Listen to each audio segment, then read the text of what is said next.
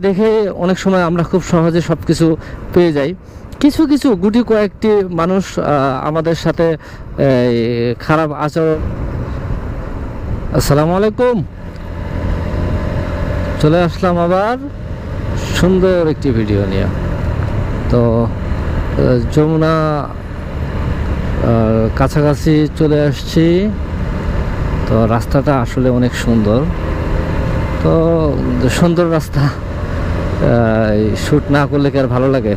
ভালো লাগে না। তো তো তাই চিন্তা করলাম যে আর একটু শ্যুট করি। রাস্তাটা অনেক চওড়া, যদি এটাকে বলি 4 লেন মনে হয় তাও ভুল হবে, আরও বেশি। রাস্তাটা অনেক বড়, সিঙ্গেলেই অনেক বড়, ডবল তো আছেই। তো রাস্তাটা অনেক বড়, অনেক সুন্দর। ওটাকে যদি এক কথায় যদি সুন্দর করে বলা হয় কিউটের ডিব্বা, সেটা হলো এই রাস্তাটা। আসলে সুন্দর রাস্তা। সর্বোচ্চ গতি 40, ওভারটেকিং করা নিষেধ। আমি ওভারটেক করি নাই, 40-এও গাড়ি চালাই নেই না। 77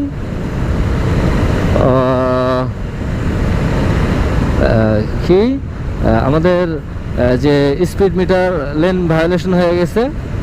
তো যাই হোক, তো আসলে দৃশ্যটা অনেক সুন্দর। সুন্দরকে সুন্দর বলতেই হয়।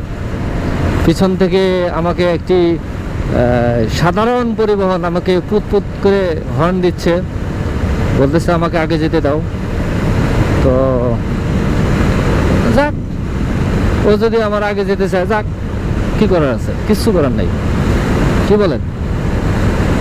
আমি যাচ্ছি আমার নিজস্ব গতিতে, ও যাবে ওর নিজস্ব গতিতে।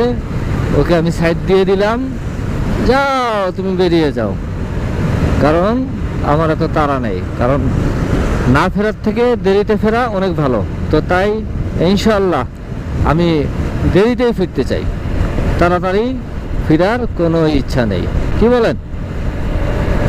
তো আমার ভিডিওটি যখন দেখবেন আপনারা, ভালো লাগলে কমেন্ট করবেন।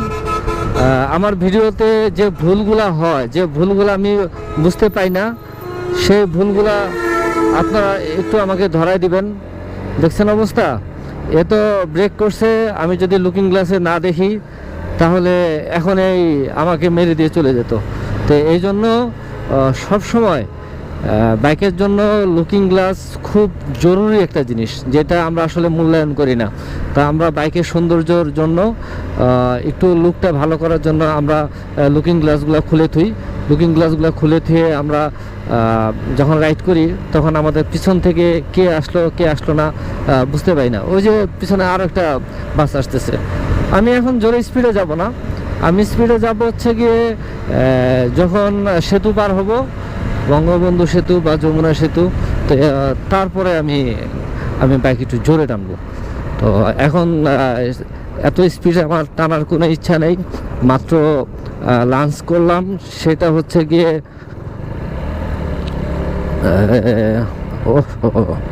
আমি কি রং সাইডে ঢুকে গেলাম ওই একটার সাথে সাথে। অবশ্য রং না, সামনে রাস্তা আছে, যাওয়া যাবে। তো কথার ধ্যানে আমি এদিকে আর তাকাইনি। সামনে দিয়ে অবশ্য রাইট সাইডে যাওয়া যায়, ওটা বিষয় না। আমরা একটি বড় কন্টেনার ক্রস করতেছি, যদিও ওভারটেকিং নিষেধ, তারপরও আমরা ওভারটেক করে নিলাম। তো আমরা যমুনা সেতু চলে আসছি অলরেডি। তো আমি যে কোন লাইনে ঢুকবো সেটা তো আমি বুঝতে পারতেছি না।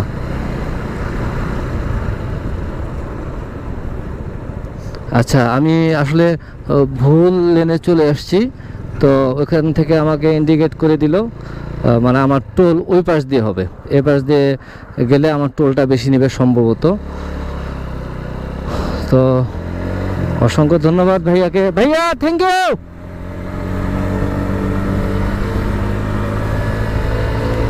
আসলে ভালো মানুষ আছে বিধায় ভালো কিছু পাওয়া যায়। তো ভালো মানুষগুলো যদি না থাকতো না, এই হয়রানিগুলা হতো না।